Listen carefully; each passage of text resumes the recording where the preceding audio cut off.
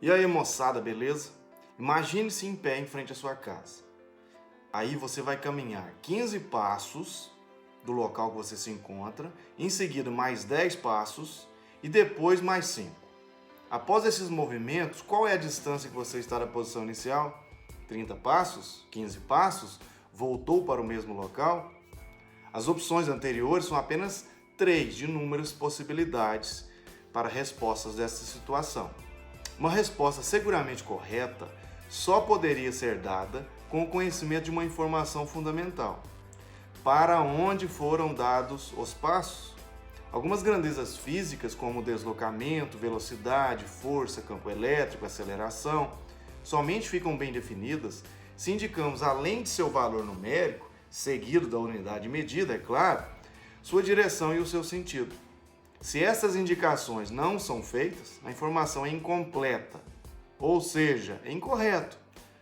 Nessa aula, vou introduzir uma ferramenta fundamental, o vetor.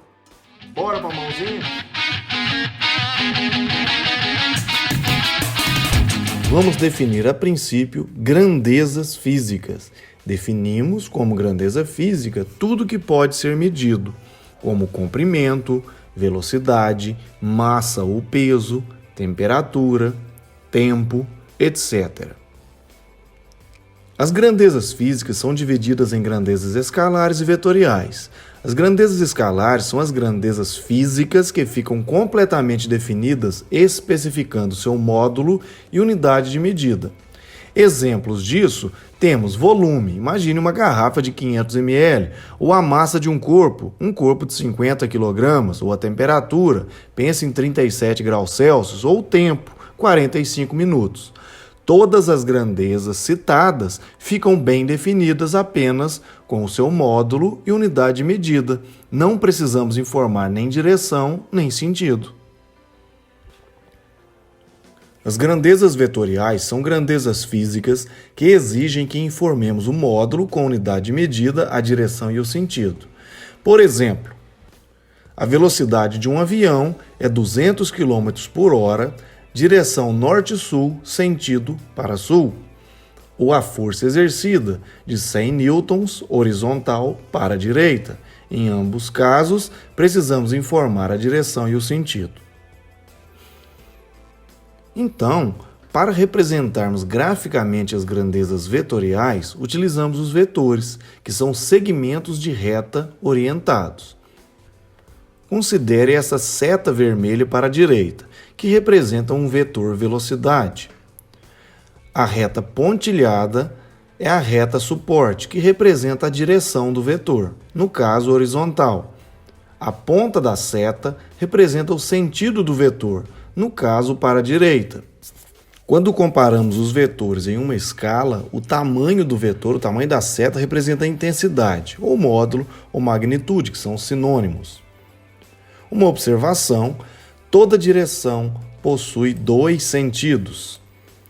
Veja o exemplo onde temos 4 carrinhos, um azul, um amarelo, um vermelho e um azul claro.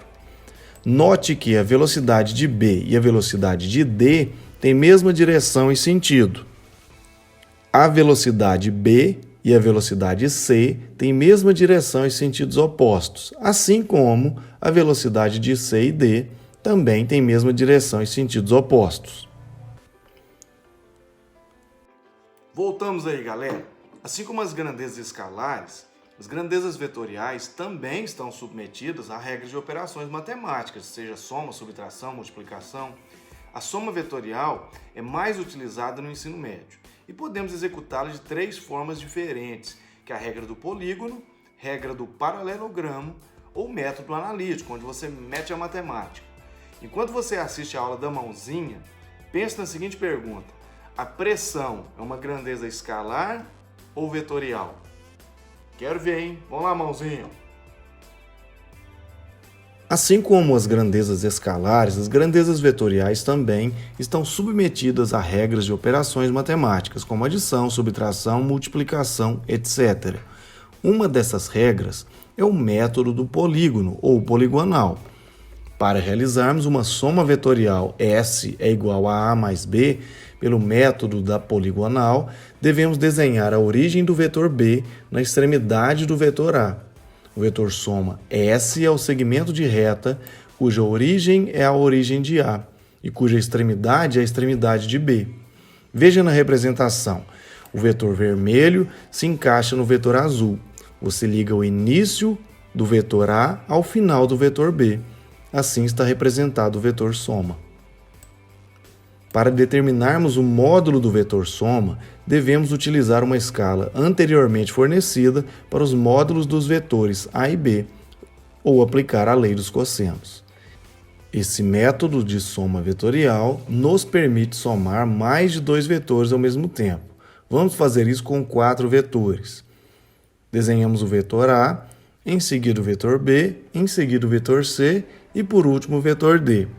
Basta ligarmos o começo do vetor A até o final do vetor D. Está representado o vetor S. Assim como anteriormente falado, precisamos de uma escala para calcularmos o módulo do vetor S. O segundo método é o paralelogramo. A soma vetorial S é igual a A mais B, realizada pelo método do paralelogramo, é feita desenhando os vetores A e B com a mesma origem e traçando um paralelogramo a partir desses vetores.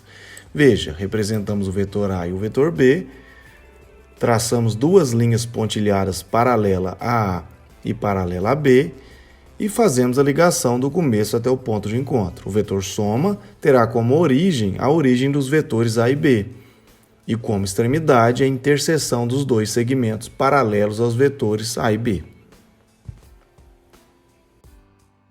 E aí, galera, já sabe o resultado? A pressão, apesar de estar relacionada à força, ela é uma grandeza escalar. Basta que você pense na pressão de fluido. Essa pressão no fundo da água, por exemplo, é exercida para todas as direções e sentidos.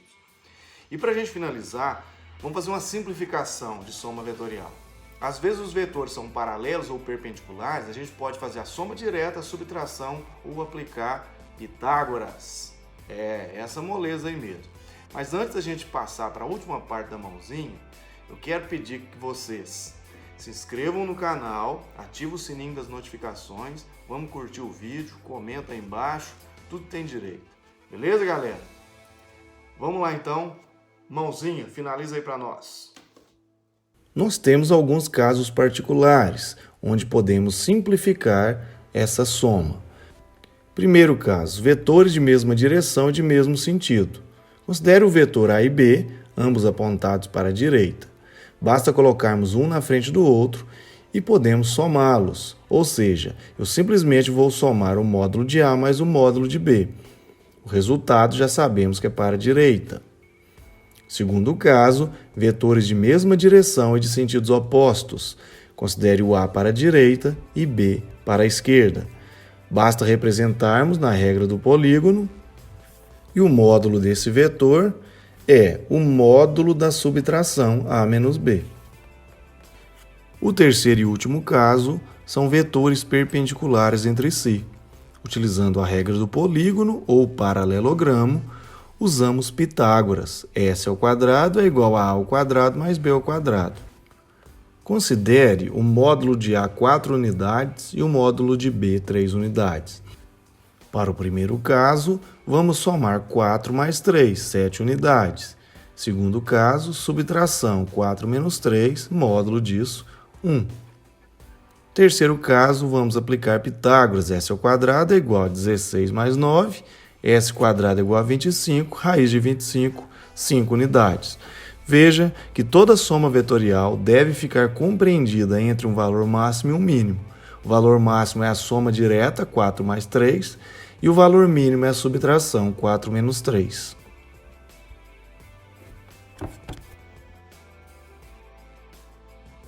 Valeu, galera, que assistiu o meu vídeo até o final. Em breve sai o vídeo da segunda parte, que eu vou falar de decomposição